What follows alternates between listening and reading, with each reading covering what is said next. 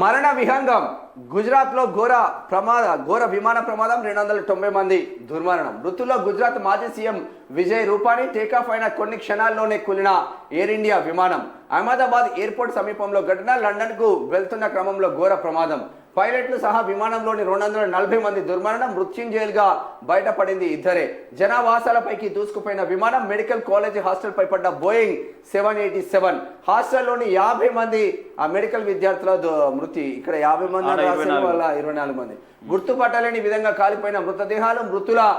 మృతుల గుర్తింపునకు కొనసాగుతున్న DNA సేకరణ. అహ్మదాబాద్ కు రామ్మోహన్ నాయుడు, అమిత్ షా హుటాహుటిన వెళ్లిన పరిస్థితి మాత్రం ఉంది. మధ్యాహ్నం 1:30 అహ్మదాబాద్ నుంచి లండన్ వెళ్లేందుకు సర్దార్ వల్లభాయ్ పటేల్ విమానాశ్రయం నుంచి బోయింగ్ 787 గాల్లోకి లేచింది. కేవలం 59 సెకండ్లోనే 59 సెకండ్లలోనే ఎలా పైకి లేచిందో అలాగే కిందికి కూలిపోయింది. చుట్టుపక్కల జనావాసాల్లోకి దూసుకుపోయింది. విమానం అప్పుడే బయలుదేరడంతో ట్యాంక్ నిండా ఇంధనమే, అది కూడా ఏకంగా 1.25 లక్షల లీటర్లు. దాంతో భారీ విస్ఫోటనం, పెద్ద ఎత్తున మంటలు, కరిమబ్బులు నేలకు దిగాయ అన్నట్లు చుట్టూ దట్టంగా కమ్మేసిన పొగ. ఈ ఘోర ప్రమాదంలో విమానంలోని 240 మంది మరణించారు. వారిలో అత్యధికుల మృతదేహాలు గుర్తు కూడా పట్టలేనంత దారుణంగా కాలిపోయాయి. కొందరికి తల, మరికొందరికి కాళ్ళు చేతులు తెగి రోడ్డు పైన పడ్డాయి.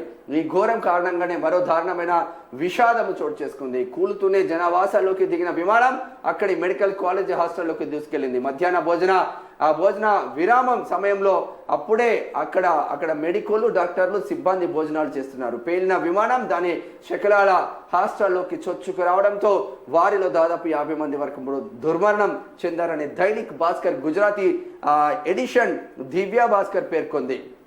ప్రమాదంలో పెద్ద ఎత్తున స్థానికులు గాయపడ్డారని తెలిపింది. ఇంతటి ఘోర ప్రమాదం నుంచి ఇద్దరు మృత్యుంజయులుగా బయటపడడం నిజంగా అద్భుతమే.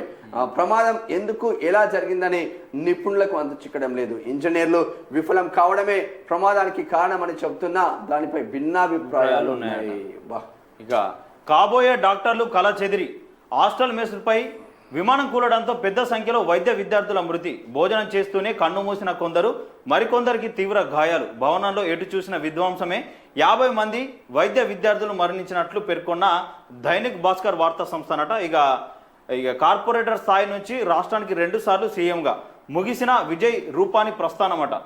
ఇక ఇది చూడండి. అరే విజయ్ రూపానీ గుజరాత్ మాజీ ముఖ్యమంత్రి. నిన్న సాయంత్రం ఎడిషన్ లోనే విజయ్ రూపానీ ఆ ఫ్లైట్ లో లేడు, బిఫోర్ ఫ్లైట్ లోనే వెళ్ళిపోయింది లండన్ కి అన్నారు. కానీ ఆ ఫ్లైట్ లో ఆయన పేరు ఉన్నది. మరి అప్పుడు ఇంకా క్లారిటీ లేదు.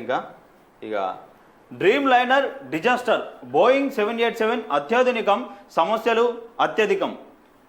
హైడ్రాలిక్ లీక్, బ్యాటరీ సమస్యలతో పలుమార్లు అత్యవసర ల్యాండింగ్, తయారీ భద్రతలో లోపాలు, పలు విమానయాన సంస్థల ఫిర్యాదులు. కుప్పకూలడం మాత్రం ఇదే తొలిసారి.